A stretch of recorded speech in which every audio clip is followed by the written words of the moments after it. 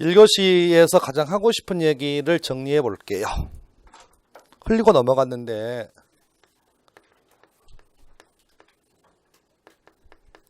동시이행의 항변권을 행사하고 있다면 이행 지체다, 이행 지체가 아니다. 어찌 보면 가장 중요한 맥락 같아요. 물론 1교시 때 했던 얘기가 이행 지체는 상당 기간을 최고하고 해제해라. 이행 불능이라면 최고 없이도 해제할 수 있다가 중요하지만 얼핏 보면 가장 우리가 시험용으로는 가장 중요한 지문은 저 지문이에요. 항변권을 행사하고 있는 그 기간 동안에는 절대로 뭐가 아니라고요? 이행 지체 연체가 아닙니다. 그럼 질문을 바꿔볼게요. 두 번째 키워드 동시 이행의 항변권은 언제 상실합니까?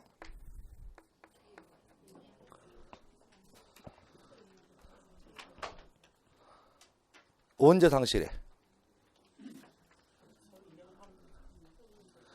말 좀 전해주지 말고 배운 사람답게 언제 상실해? 그래, 그렇게 얘기하시면 돼. 반대급부에 제공이 있었다면 항변권을 뭐한다? 상실합니다. 이렇게 미리 해놓은 이유가 다다음 주에 배우게 될 소멸시에서 워낙 중요하니까 설명합니다. 그래서 다다음 주에 배우게 될 소멸시에 관련 파트는 워낙 중요한 파트이다 보니까 해서 어찌 보면 이게 실무적으로 수험생 입장에서 가장 중요합니다. 그래서 항상 항변권을 행사하고 있는 동안에는 이행 지체에 대한 책임을 지지 않는다. 쉽게 표현하면 연체에 대한 책임은 없다. 다만 언제 항변권을 상실한다? 반대급부를 제공할 때. 쉬운 말로 매도인 입장에서는 서류 제공해야, 매수인 입장에서는 매매대금 지급해. 그런 맥락에서 정리하시면 좋겠습니다. 자, 이제 교재 1페이지 547조 제목이 뭐예요? 547 해지권의 뭐예요? 불가분성. 읽어볼게요. 당사자 일방 또는 쌍방이 수인 여러 명의 경우에 계약의 해지나 해제는 표현 잘 보세요. 전원으로부터 또는 전원에 대하여 하여야 한다.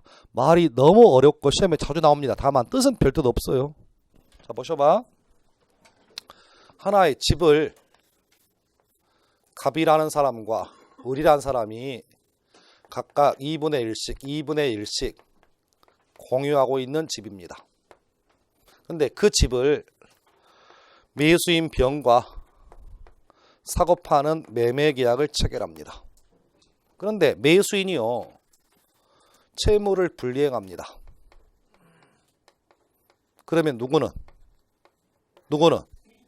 채권자. 맞죠? 채권자 누구? 갑과 을은 이 매매 계약을 뭐 할 수 있나요? 해지할 수 있죠. 그럼 해지권자가 몇 사람이에요? 수인이잖아. 그럼 이런 경우에 누구는? 해지권자 갑은 병에게 뭐 할 수 있고? 해지할 수 있고, 누구도? 을도 병한테 해지하시라고. 따라서 해제는 누구로부터? 뭐라고 되어 있나요? 전원 으로부터 해지하시라고. 이해하셨나요? 역으로 이번에는 매도인이 갑과 을이 채무를 불이행합니다. 그럼 이번에는 해제권자가 누구예요? 매수인이지. 그럼 따라서 매수인도 누구에게? 갑에게도, 누구에게도? 을에게도 뭐한다? 해지하라. 이걸 뭐라고 한다고요? 전원에 대하여. 이해하셨나요 지금? 따라서 해제권자가 몇 명인 경우에? 수인인 경우에 행사는 어떻게? 전원으로부터. 상대방이 여러 명이라면 어떻게? 전원에 대하여. 이 맥락의 의미가 뭐라고요? 547조 1항. 따라서 해제권자가 수인인 경우에 그 해제는 전원으로부터 내지는 전원에 대해서 뭐한다? 해제한다. 다만 굳이 이렇게 할 필요는 있나요? 없나요? 없지. 따라서 약속이 돼 있다면 갑만 병이 할 수 있지 않나요? 또 병만 누구에게? 을에게 할 수 있지. 그래서 547조 해제의 불가분성에 관한 민법의 규정은 반드시 지켜야 될 강행 규정이다, 아니면 임의 규정이다. 그 정도의 뜻만 가볍게 보시면 되겠고 됐습니다. 자, 2항 갈게요.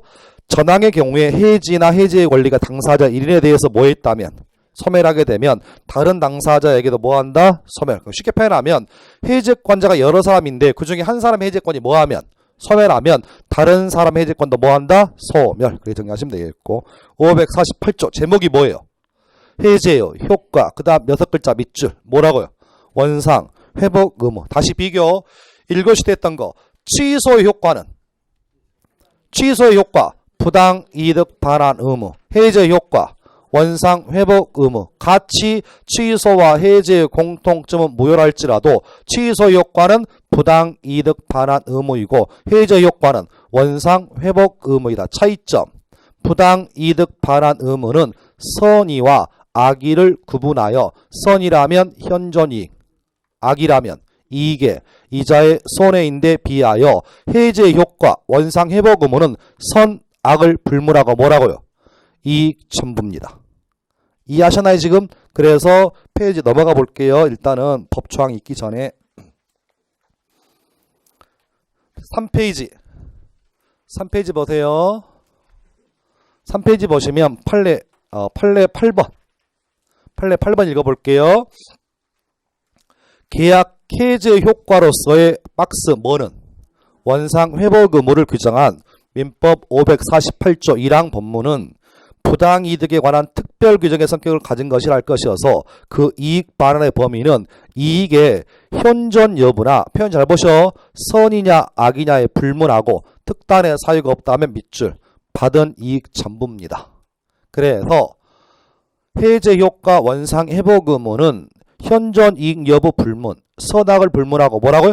받은 이익 전부를 돌려주어야 합니다. 요게 취소와 가장 큰 차이점이에요. 그래서 그 맥락의 의미가 원상 회복 의무다. 그래서 받은 이익 전부를 돌려준다. 뜻은 그렇게 보시면 되겠고 다시 앞으로. 그래서 548조 읽어볼게요. 당사자 일방이 계약을 뭐한 때? 해제한 때에는 각 당사자는 상대방에 대하여 무슨 의무가 있다고요? 원상 회복 의무가 있다. 그러나 누구의 권리는? 제3자의 권리는 뭐하지 못한다. 해야지 못합니다. 548조 1항은 마침표가 몇 개 있나요? 2개 있나요? 항상 잘 보시면 민법 조문은요. 마침표가 3개 있는 법조항은 없어요. 마침표가 무조건 하나 아니면 2개예요. 그래서 마침표가 2개 있는 법조항 중에서 첫 번째 마침표는 법문이고요. 두 번째 마침표는 단서예요. 항상 읽으실 때 첫 번째 마침표는 원칙이고 두 번째 마침표는 뭐라고요? 예외다. 이 예외를 우리는 뭐라고 표현한다? 단서 조항이라고 부릅니다. 아니 그런 것까지 적을 필요는 없잖아. 얼마나 나중에 하면 창피하겠어. 아 그런 걸 뭐하러 지금 나 뭐하러 적어. 다만 첫 번째 마침표는 뭐라고? 법문. 두 번째 마침표는 단서. 그러면 제가 한번 들어보셔봐. 548조 1항 단서라고 나오면 뭐라고요? 제3자의 권리를 해야지 못한다를 지칭한다고. 이해하셨나요? 548조 1항 법문이라고 나오면 원상 회복 의무가 있다. 이 말의 의미고 시험 지문에 548조 1항 단서라고 나오면 뜻이 뭐라고요? 누구의 권리는? 제3자의 권리를 해야지 못한다. 그런 얘기니까 뜻은 그렇게 보시면 되겠고 2항 가볼게요. 전항의 경우에 반할 동그라미 뭐라면 금전에는 받은 날로부터 뭐라고? 이자. 이것이 이익 전부예요. 그러니까 원상 회복 의무의 범위는 현존 이익 불문, 선악 불문, 받은 이익 전부니까 그래서 돌려줄 것이 뭐라면 키워드가 금전이라면 무조건 뭘 붙여야 한다. 이자를 붙여야 한다. 이것이 받은 이익 뭐다? 전부다. 뜻은 그렇게 보시면 되겠고 자 549조 제목이 뭐예요? 원상 회복 의무도 밑줄 무슨 관계에 있다고요? 동시행 관계입니다. 그럼 쉽게 표현하면 소유권 말소등기 의무와 매매대금 반환 의무가 무슨 관계라고요? 동시행 관계래.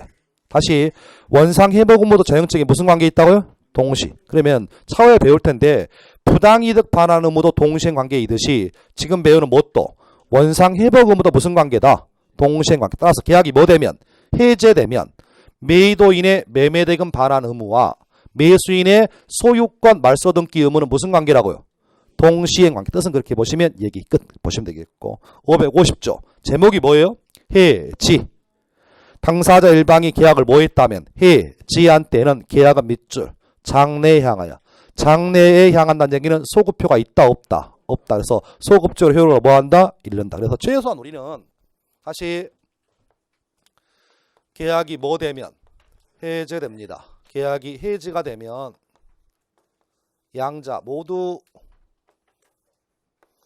무효가 되는 것은 매한가지이다. 다만 해지됐을 때 무효는 언제부터 무효라고요? 계약시로 뭐해서? 소급해서 무효인데 비해서 계약이 뭐 되면? 해지되면 다시 강조. 언제부터? 장래부터 무효니까 요 경우니까 소급표가 있나요 없나요? 없죠. 따라서 물어본 지문이 해지라고 물어보면 소급표 있다 없다? 없다. 해서 해지가 됐음에도 불구하고 시험 지문에 소급한다라는 얘기 나오면 틀렸습니다. 다시 한번 해제와 해제의 차이점은 그렇게 정리하시면 가장 기본적인 얘기고. 갑자기 궁금해지는데 칠판. 계약에는 크게 나누어서 일시적 계약이 있고 임대차와 같은 계속적 계약이 있답니다. 그래서 계약이 무슨 계약이라면 일시적 계약이라면 무슨 단어 쓰시고 계속적 계약이라면 해지.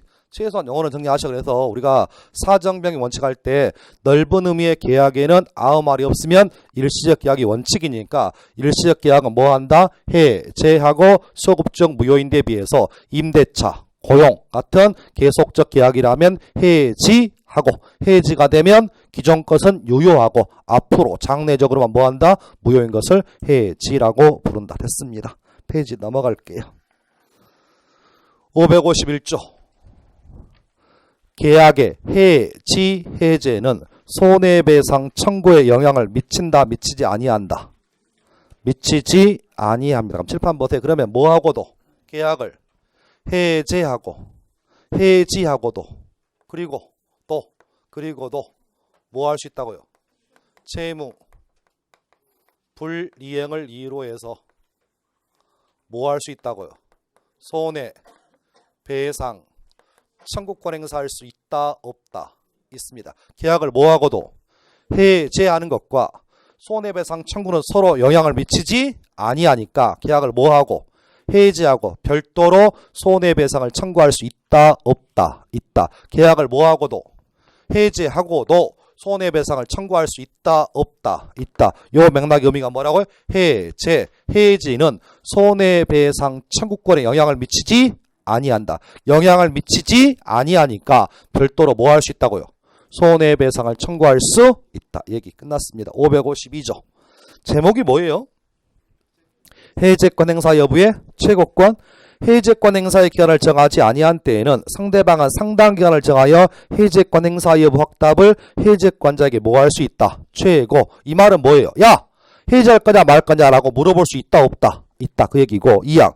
전항의 기간 내 해제권의 통지를 받지 못한 때라면 해제권은 뭐한다? 소멸합니다. 최고였음에도 불구하고 상대방이 그 기간 동안에 해제하지 아니하면 해제권은 뭐한다? 소멸하고요. 553조. 제목이 뭐예요? 훼손 등으로 인한 해제권은 뭐? 소멸. 그래서 해제권자의 키워드 뭐? 고의나 과실로 인하여 계약의 목적물 지비 현저히 훼손되거나 이를 발할 수 없게 된 때 또는 가공이나 개조로 인하여 다른 종류의 물건으로 변경되었다면 해제권은 뭐한다? 소멸합니다. 따라서 해제권자 해제권이 소멸되는 경우의 수 몇 가지? 두 가지. 첫 번째, 최고였음에도 불구하고 해제하지 아니하면 해제권은 뭐하고? 소멸하고. 두 번째는 해제권자의 고의나 과실로 목적물이 뭐 되었다면? 훼손되거나 반환할 수 없게 되었다면 해제권자의 해제권은 뭐한다? 소멸합니다. 553조는 시험에 나오면 뭔 말인지 모르면 틀려요. 따라서 매매계약을 체결한 후 매수인이 계약을 해제하려면 반드시 지분이 있어야 한다고. 근데 돌려줄 때 그 받은 집이 뭐 됐거나 훼손됐거나 아니면 반환할 수 없게 되었다면 해제할 수 있다 없다? 없다. 그런 맥락에서 553조는 그렇게 보시고. 자, 이게 우리 시험 기출인데요. 잠깐 어떻게 출제가 되는지 볼게요. 시험 법조항도 나오면 그나마 쉬운데 이걸 줄입니다. 그래서 페이지 넘어가서 보면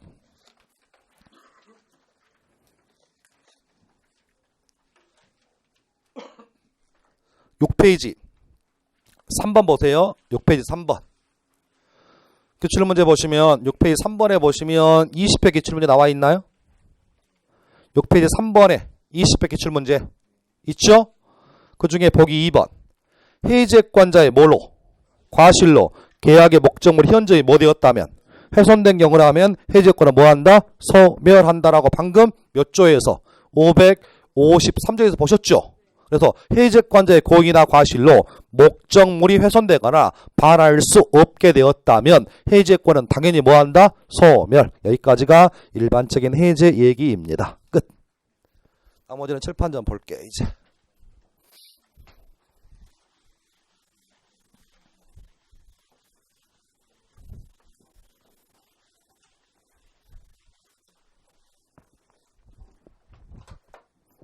오늘 우리는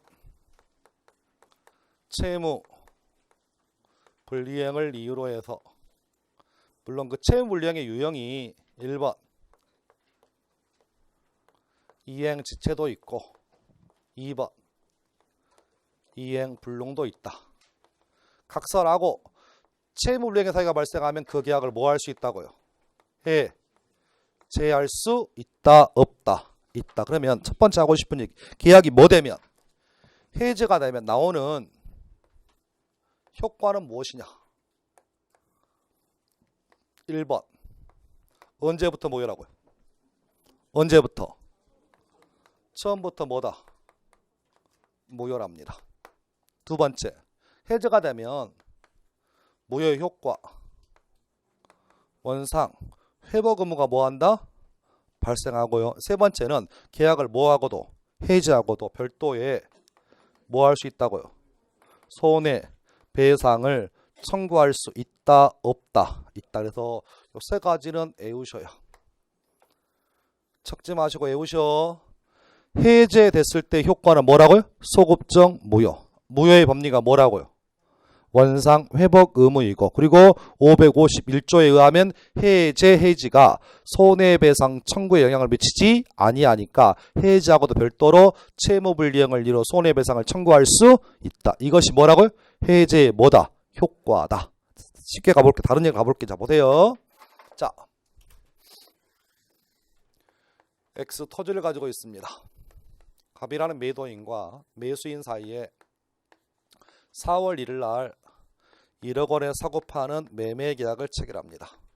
계약서를 보니까 날짜가 약간 달라요. 자 보세요. 4월 1일 날 계약서를 쓰고 계약금 지급했고요. 5월 1일 날 중도금 주기로 했고 그리고 6월 1일 날 먼저 소유권 넘겨주기로 하고요.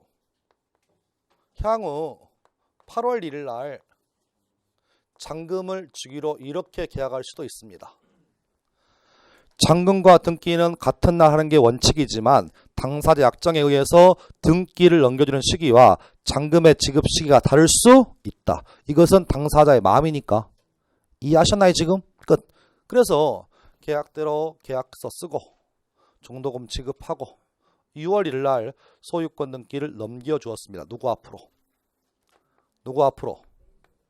을 앞으로. 이해하셨나요? 사례를 들어보니까 요 매수인이 사연을 얘기합니다. 돈이 좀 부족하다. 그래서 땅을 나한테 넘겨주면 이 땅을 다른 사람에게 임대해주면 뭐가 나오니까 보증금 나오니까 그 보증금으로 잔금을 뭐 하겠다? 치르겠다. 계획이 굉장히 그럴싸하잖아요. 그렇게 해서 이렇게 6월 1일 등기를 마쳤습니다. 그런데 요 사이에 임차인을 구한다 못 구한다? 못 구했어요. 못 구했어요. 그래서 요 사이에요. 병이란 사람한테 가서 이거 누구 땅이에요? 갑땅이야 을땅이야? 법적으로 갑땅 을땅 매매대금 지급하지 못했다고 지금 현재 등기는 되어 있나요? 누구 땅이야? 을땅이니까 팔아먹었습니다. 뭐 했다고요? 문제 없잖아. 내 땅 내가 팔아먹는데 왜 그런 눈빛 보내세요? 팔아먹었어. 등기 넘어갔습니다. 7월 1일 날 잔금이라도 받아가지고 갚으면 되잖아요. 근데 갚았어 안 갚았어? 돈은 항상 없으니까. 그래서 매수인이요 전 날짜에 잔금을 지급하지 못했습니다. 그럼 전형적인 뭐예요? 채무불이에요. 맞죠? 이 경우에 이 계약을 뭐 한다고요? 해제했죠. 그래서 가볼게요. 8월 10일 정도에 계약이 해제가 됩니다. 언제부터 무효? 고민 좀 하지 말고 소급적 무효라고. 소급적 무효? 맞죠? 그러면 저거 땅 처음부터 누구 땅이었어? 합당이었죠. 그럼 얘는 자기 땅 아니었네. 그럼 이랬을 때 얘는 어떻게 돼?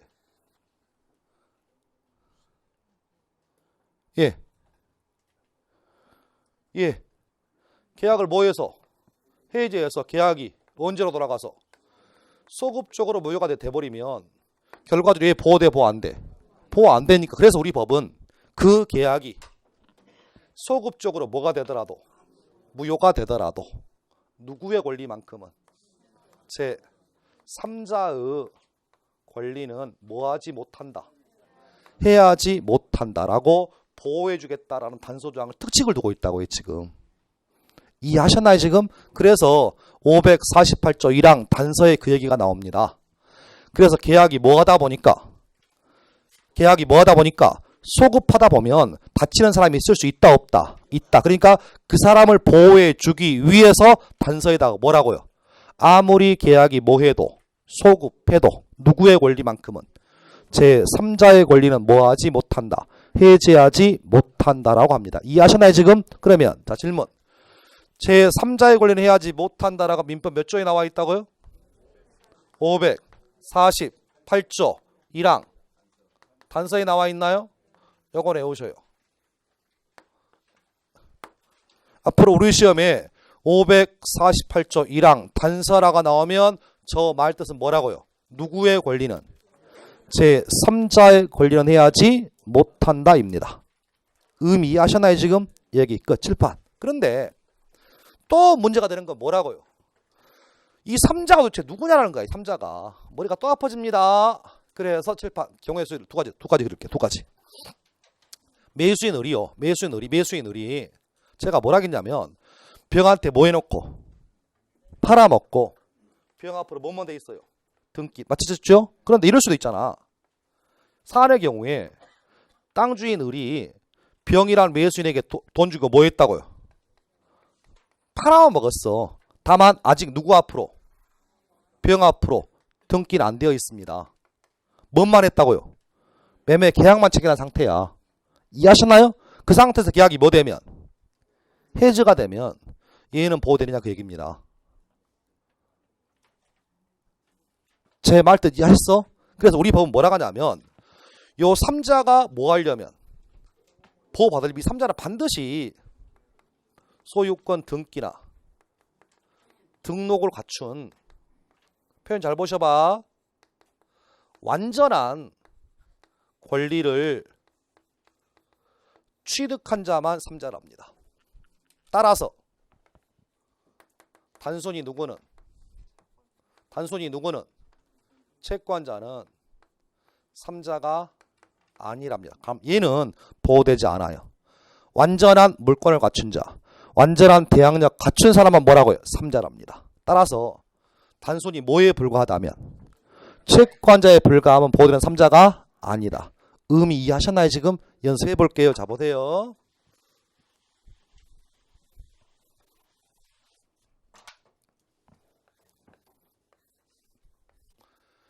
갑이라는 매도인과 매수인 사이에 4월 1일 날 1억 원에 사고 파는 매매 계약을 체결합니다.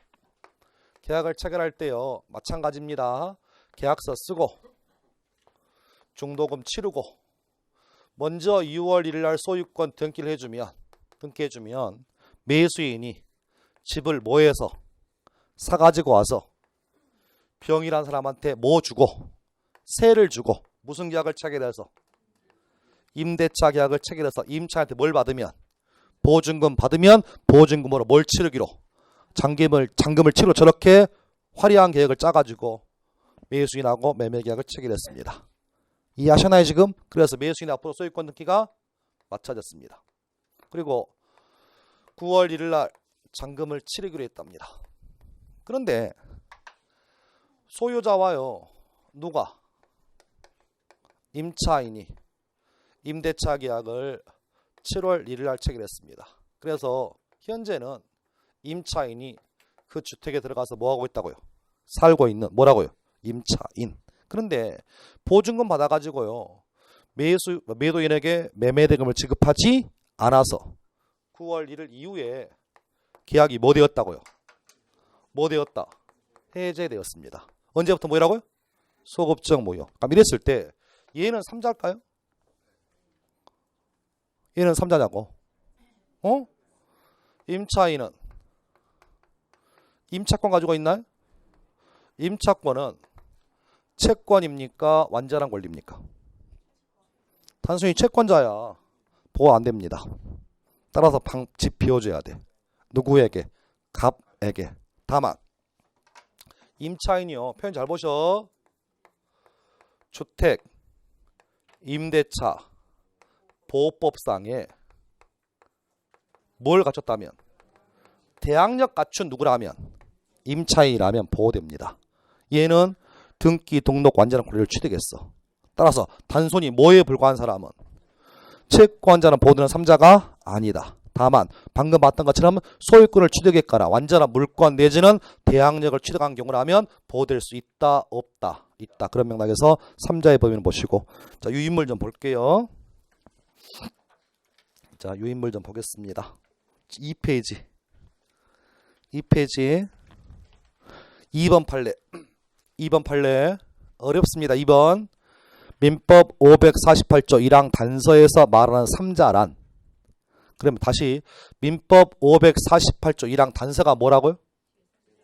제 3자의 권리는 해야지 못한다는 이 단서의 3자란 일반적으로 해제된 계약으로부터 생긴 법률 효과를 기초로 하여 해제 전에 새로운 법률 관계를 가졌을 뿐만 아니라 등기 인도 등으로 완전한 권리를 취득한 자를 뭐한다? 말한다.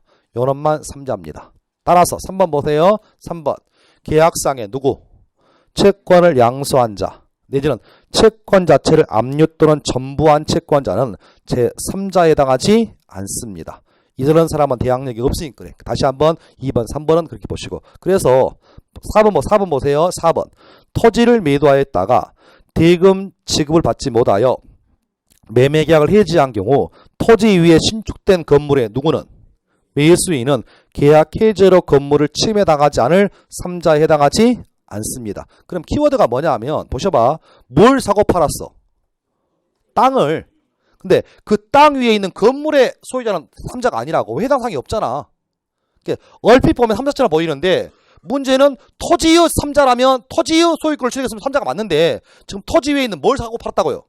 건물에 해당사항 없어. 그러니까 이 사람은 3자가 아니란 얘기고, 역시 마찬가지로 5번 보세요. 5번 건물의 매수인이 아직 건물의 소유권을 취득하지 못했다는 얘기는 등기 안 됐다는 얘기죠. 아는 채 매도인의 동의를 얻어서 3자에게 임대하였지만 매수인의 채무불이행을 이유로 매도인이 매매계약을 뭐했다면? 해제했다면 임차인은 3자가 아닙니다. 대항력 없어 이 사람은. 그런 맥락에서 한번 읽어보시면 되겠고, 됐습니다. 자, 이런 얘기가 우리 시험 기출에 나옵니다. 페이지 넘어가 볼게요. 워낙 어렵게 나옵니다. 그래서 자 6페이지 올해 나왔던 21회 기출 4번에 21에 나와 있나요? 올 열흘에 봤던 7월에 봤던 그 중에 보기 3번 계약이 뭐 됐나요? 해제된 경우에 계약 해제 이전에 해제로 인하여 소멸되는 뭐를? 채권을 양수한 자 3자다. 3자가 아니다. 3자 아니다. 단순히 채권의 양수인 전부 채권자는 3자가 될 수 없다. 뜻은 그렇게 보시면 가장 큰 얘기는 끝났어요. 다시 한번 완전한 권리를 취득한 자 내지는 등기 등록을 갖춘 사람만 3자이고 단순한 채권의 양수인 압류 채권자 전부 채권자는 3자가 될 수 없다. 뜻은 그렇게 보시면 얘기 끝. 거기까지 보시면 되겠고, 그 다음 볼게요. 칠판 보세요.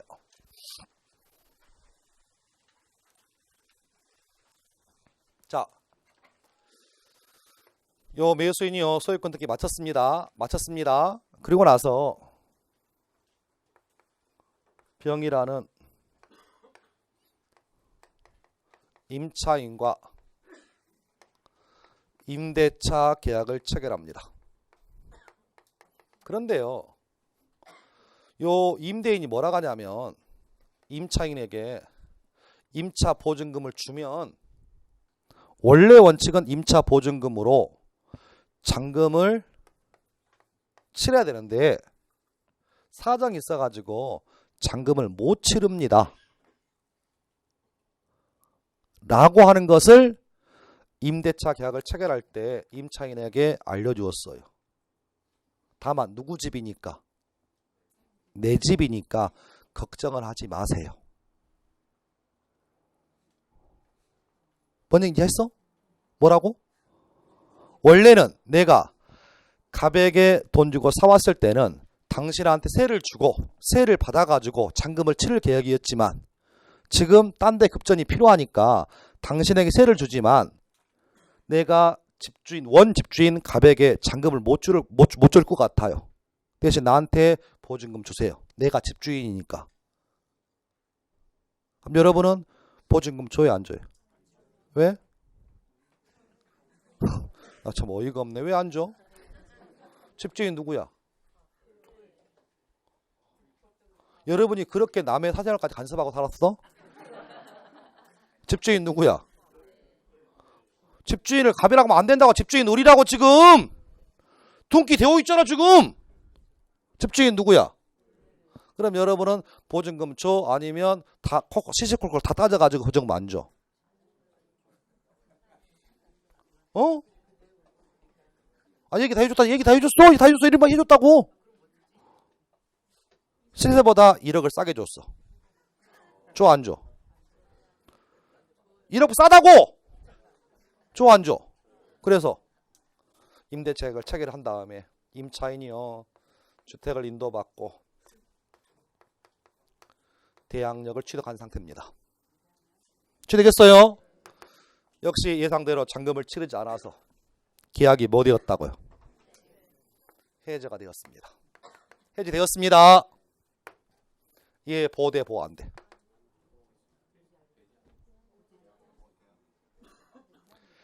해제가 될 것을 예상을 했어.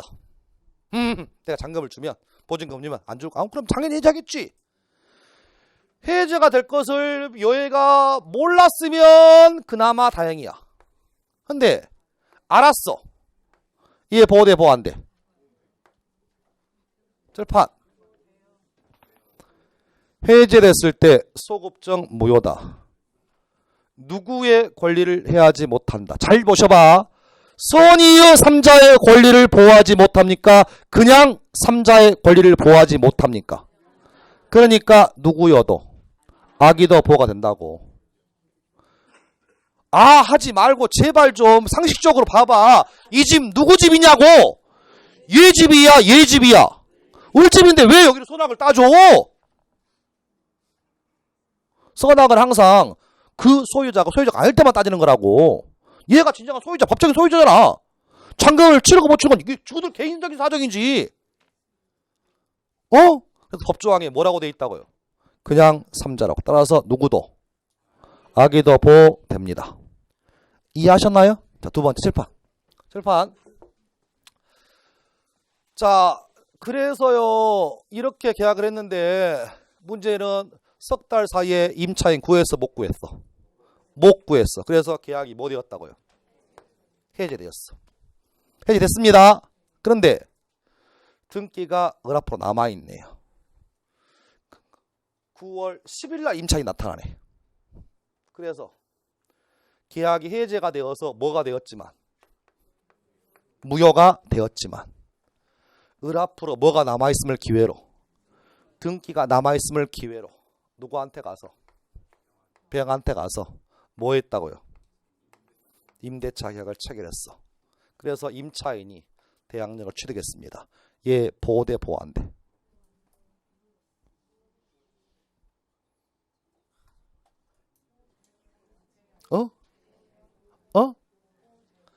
그럼 차이가 뭐야? 차이가 아까 그림은 뭐였냐면 해제 되기 전에 대항력 취득한 사람이었고 지금은 해제 후잖아요. 해제는 되었지만 등기가 말소 안 된 상태라고 지금. 이런 경우라면 얘 보호돼 보호 안 돼. 그래서 이런 경우라면 해제 전이라면 우리 판례는 법 조항상 선악을 불문하는데요. 해제 후라면 누구만? 선이만 보호해줍니다. 따라서 누구는? 악인은 보호가 안 돼요. 이해하셨나요? 이유는 뭐냐 보셔봐. 이유는 뭐냐면 해제가 되는 순간 두 사람 사이의 물권의 변동은 당연히 매도인에게 소유권이 뭐 한다고요? 복귀합니다. 따라서 뭐 되는 순간? 해제되는 순간 매수인 명의 등기를 뭐 하지 않아도 말소하지 않아도 당연히 의뢰집이 갑 앞으로 넘어간다고. 굳이 소유권을 뭐 하지 않아도 등기하지 않아도 누구 집이라고요? 갑집이라고. 뭐 되는 순간? 해지되면 별도의 등기 이전 필요 없이 당연히 누구 집이라고? 갑집. 따라서 얘는 이 집은 서류상 누구 앞으로?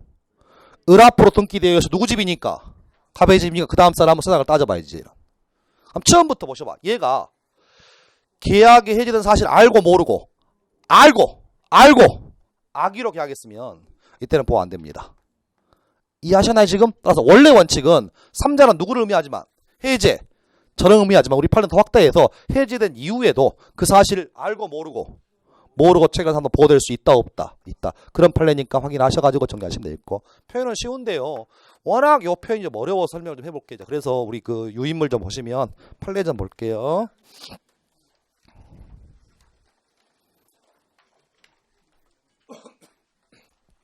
이 페이지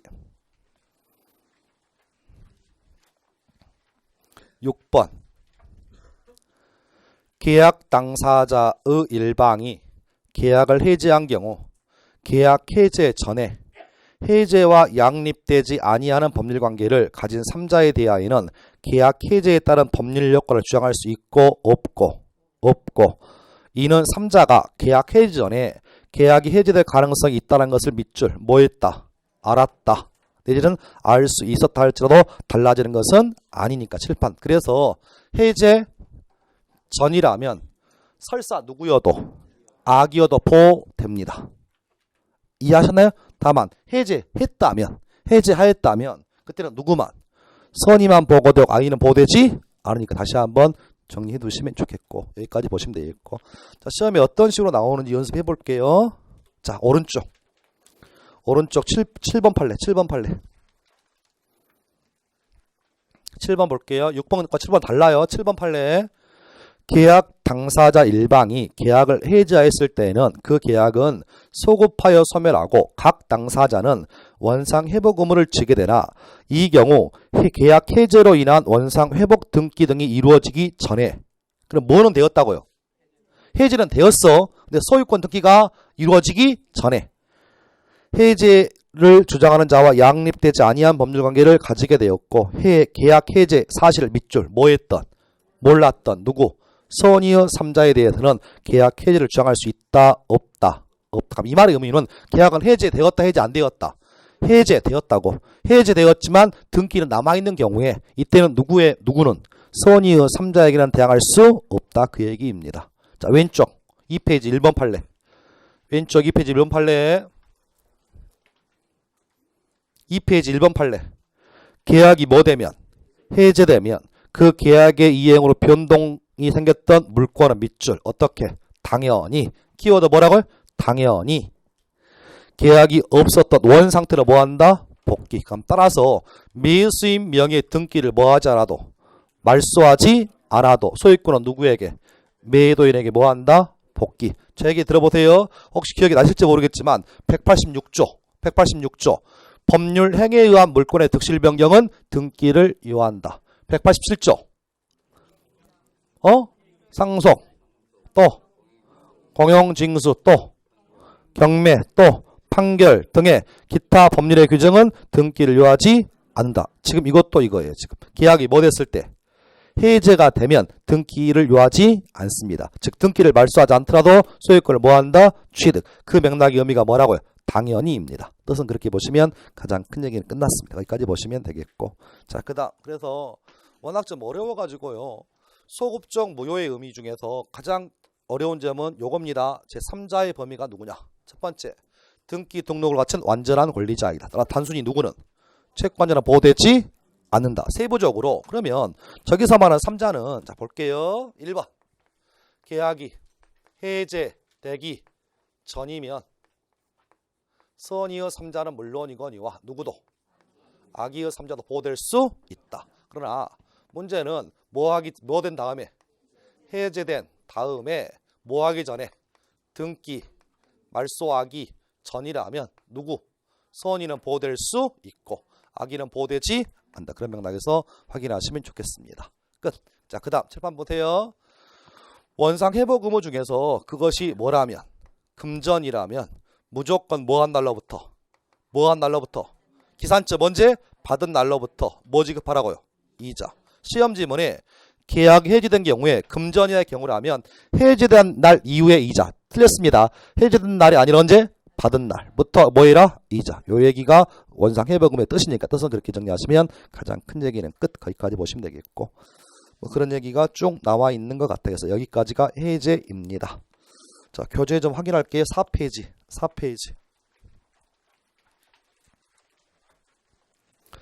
단답식 문제 있죠? 1번은 풀어봤나요? 2번 볼게요. 2번. 항상 OX를 체크할 때는 옆 사람하고 비교해서 하셨죠? 내 건 5인데 옆 사람이 X면 옆에서 옆 사람이 맞는 거야. 아셨죠? 2번. 계약이 해지가 되면 계약의 이행으로 변동이 생겼던 물권은 밑줄 당연히 계약이 없었던 원상태로 복귀한다. 5. 맞죠? 당연히 뜻은 뭐라고요? 등기 말소 없더라도. 3번. 계약 해제의 효과로 발환할 이익의 범위는 특별한 사정이 없으면 이익의 현존 여부나 선악을 불문하고 받은 이익 전부이다. 5. 원상 회복 의무는 받은 이익 전부라고. 5. 4번. 매매대금 채권이 양도된 후 매매계약이 해제된 경우에 그 양수인 어떤 양수인? 채권의 양수인. 어떤 양수인? 채권의 양수인은 3자다 3자가 아니다. 3자가 아니죠. 그러니까 5입니다. 4-1번. 계약상의 채권을 양수한 자 민법 548조 1항 단서의 3자 해당한 틀렸죠? 않습니다. 4-2번. 계약 해제 밑줄. 이전에 해제로 인하여 소멸하는 채권을 양수하여 밑줄짝 뭐한 자? 대항 요건을 갖춘 자 3자다 3자가 아니다. 3자입니다. 그래서 5입니다. 이것은. 자, 5번. 해제된 계약으로부터 생긴 법률 효과에 기초하여 밑줄 해제 전 해제 후 말소 등기 전 칠판 어느 경우 해제 후 말소 전에 양립할 수 없는 새로운 이해관계를 가진 3자는 선악을 불문하고 해제에 의해서 영향을 받지 않는다. X. 선의는 보호되지만 악의는 보호 안 되죠. 그래서 X입니다. 의미는 그렇게 보시면 되겠고 6번 OX 판단.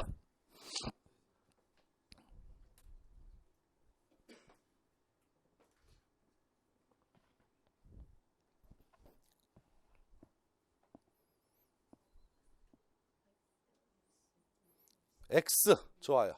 X인 이유는 뭐야? 뭔 말인지 모르는 거지. 관심도 없고.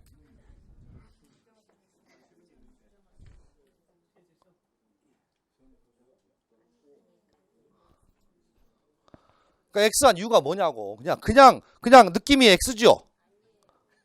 뭔 말인지 모르는지 그냥 에이 차라리 틀리고 말지 내년에 한 번 더 하지 이런 식으로 푸는 건가? 오잖아. 소니어 3자에게는 해제권 제약 못하지. 몰랐더니 선이라고. 5. 그러니까 아니 뭔 얘기는 다 아는데 제가 여러분이 지금 문장을 못 읽고 있는 것은 예전에 한번 했던 것 같아. 양립할 수 없는 여기에 꽂혀가지고 양립할 수 없다는 얘기가 도대체 궁금해서 문제를 안 풀리는 거야 지금. 여기에 눈이 멀어가지고 뭐라고요? 전혀 신경 쓸 필요 없는 미사역이 꽂혀가지고 그것 때문에 지금 X한 거잖아. 솔직히 얘기해봐. 자, 칠판 보셔요. 칠판 보셔. 자, 그래서 시험에는 안 나오지만 보셔봐. 자, 1. 물 일권주의란 뜻이 뭐야? 하나의 물건이 있으면 몇 개의 물권? 한 개의 물권. 자, 갑니다. 집 한 채 있어요. 그 집은 갑이란 사람이 그 집의 주인이에요. 소유권을 가지고 있습니다. 이게 뭐예요? 물, 일권인가요? 근데 그 집에 을이 돈 빌려주고 저당권 취득했답니다. 을이 누구라고요? 저당권자. 그럼 이건 뭐야? 물, 이권주의라고. 물건 몇 개? 하나. 권리 몇 개? 그럼 이거 뭐라고? 일물 몇 권? 이권. 다시 그 집에 병이 전세권자야. 세를 준 거죠. 그럼 이건 뭐라고 불러? 그래, 일물상권이라고. 일물상권이라고. 다시 돈이 필요하니까 다시 정한테 2번 저당 설정했어. 그러면 이건 뭐야? 일물사건이라고. 여러분이 듣기도 웃기지? 웃기잖아. 다시 보셔봐. 하나의 토지에 A한테 1번 저당권, B에게 2번 저당권, C에게 3번 저당권, X, Y, Z한테 가가지고 Z한테 103번째 저당권 설정했어. 그럼 이건 뭐야? 일물 백상권이라고. 그럼 이 말의 의미가 일물 일권의 의미가 이런 말은 아닌 것 같아. 그래서 보시면 자 봅니다. 뭐하고 소유권과 저당권은 하나의 물건에 같이 있을 수 있어 없어? 있어. 이걸 뭐라고 그러? 양립할 수 있는이라고 불러. 따라서 소유권과 저당권을 양립할 수 있어 없어? 있고, 저당권과 전세권은 양립할 수 있고, 전세권과 저당권은 양립할 수 있다. 맞지요? 그런데 보셔봐. 갑이란 사람한테 인정했던 소유권을 A란 사람한테도 소유권 인정할 수 있나요? 요거 인정 안 되지. 물건이 몇 개니까. 그럼 소유권은 2개 인정할 수 있어 없어? 그럼 따라서 뭐하고 뭐는 소유권과 소유권은 뭐 할 수 없어? 요렇게 양립할 수 없다는 표현을 쓰는 거야. 양립할 수 있는 없는? 없는. 물건만 몇 개? 하나라고. 그럼 따라서 정확한 명칭은 일물 일권의 의미는 뭐라고요? 하나의 독립된 물건이 있으면 서로 양립할 수 없는 물건만 몇 개라고? 하나라고. 그럼 따라서 보셔봐. 하나의 집이 있는데, 아니 죄송해요. 하나의 토지가 있는데 이 토지에 A란 사람에게 지상권 설정해주고 다시 동일한 토지에 B란 사람에게 지상권 설정할 수 있어 없어? 없지. 이건 없어. 왜? 지상권은 독점이라고. 따라서 지상권끼리는 1번 지상권, 2번 지상권 없다고. 따라서 지상권은 양립할 수 없다고. 또 내지는 A라는 사람이 지상권인데 B에게 전세권 설정할 수 있어 없어? 없어. 지상권은 독점적 점이라고. 그러니까 지상권과 전세권이 양립이 안 된다고. 그 맥락에 양립할 수 없는 거야. 다만 우리는 수험생이니까 이런 말 신경 쓰다 안 쓴다? 안 써. 쓸 필요가 없어. 근데 우리는 신경 쓸 필요 없는 단어 계속 신경 쓰고 있어 지금. 그래서 표현이 양립할 수 없다는 표현이 나오잖아 지금. 그러니까 내 집인데 팔아먹었다는 거야. 그럼 이미 상대방이 소유권을 취득했으니까 물건은 몇 개인데? 하나인데 소유권을 2개 인정할 수 없다. 그 맥락의 의미야. 그러니까 요 단어 때문에 어려워지는데 아무 필요 없다. 이런 단어들은. 그러니까 키워드가 해제, 후, 해제, 후, 칠판. 지금 지문은 해제, 후, 등기 발소, 전에, 누구라면? 손이랑 보낸다 그 얘기잖아. 읽어볼게. 계약 해제 시. 계약은 소급하여 서멸하게 되어 해약 당사자는 각 원상회복 의무를 부담하게 되나 이 경우 계약 해제로 인한 원상회복 의무 등이 이루어지기 이전이라고. 지금 해제 전이야 해제 후야? 해제 후란 얘기지. 이것은 뭐하기 전이니까 등기 말수 전이니까. 그래서 요 이전의 의미가 해제 전이라는 얘기는 아니야 지금. 해제 후다. 해제 후지만 뭐하기 전이다. 등기 말수 전이다. 그 경우에 해약 당사자와 양립되지 아니한 법률 관계를 가지게 되었고 계약 해제 사실을 알았던 몰랐던 선의어 3자에 대해서는 계약 해제 효과를 주장할 수 있어 없어? 없어야 맞지. 누가? 원매도인은 누구에게? 선의어 3자에게 해제되었다라고 주장할 수 없어야 맞지. 맞지요? 다른 말로 가면 악이람 주장할 수 있지만 선의는 주장할 수 없다. 그런 맥락이니까 그래서 옵니다. 정확하게. 7번 OX 판단. 계약 해제 전 매수인으로부터 X 토지를 매수하여 소유권 등기 마쳤나요? 완전한 권리 취득했죠? 3자 맞아요. 오른쪽 8번 별표. 8번 별표. 아까 우리 기출문제 보셨죠? 21회 거. 21회가 왼쪽 4페이지 4번이에요. 왼쪽 4페이지 4번이 작년 기출문제이고 이제 이게 나왔으니까 올해 나올 것은 이제 8번밖에 없어요. 8번. 계약 해지 전에 매수인으로부터 X 토지를 매수하여 그에 대해서 뭐 했나요? 소유권, 이전, 등기 청권 보존을 해서 뭐 했어? 가등기 했어. 그러니까 앞에 왼쪽 7번은 뭘 맞힌 거고? 소유권 등기. 근데 8번은 뭐라고요? 계약을 체결한 다음에 내가 체결했다는 사실 알고 가등기 했다고 지금. 이 사람도 법적으로 3자입니다. 등기해놨거든 지금. 단순히 채권자가 아니라고 지금. 뭐 해놨다고요? 가등기. 그래서 이 사람 3자 맞아요. 그래서 8번은 꼭 좀 기억하시면 되겠고. 자, 그 다음에 9번. 9번. 토지 매수인으로부터 토지 위에 신축된 건물을 매수한 자는 토지 매매 계약의 해제로 인하여 보호받는 3자에 해당한다, 해당하지 않는다. 해당하지 않는다라고 아까 판례 읽어봤으니까 그래서 요건 5입니다. 여기까지. 이 교시는 여기까지 할게요.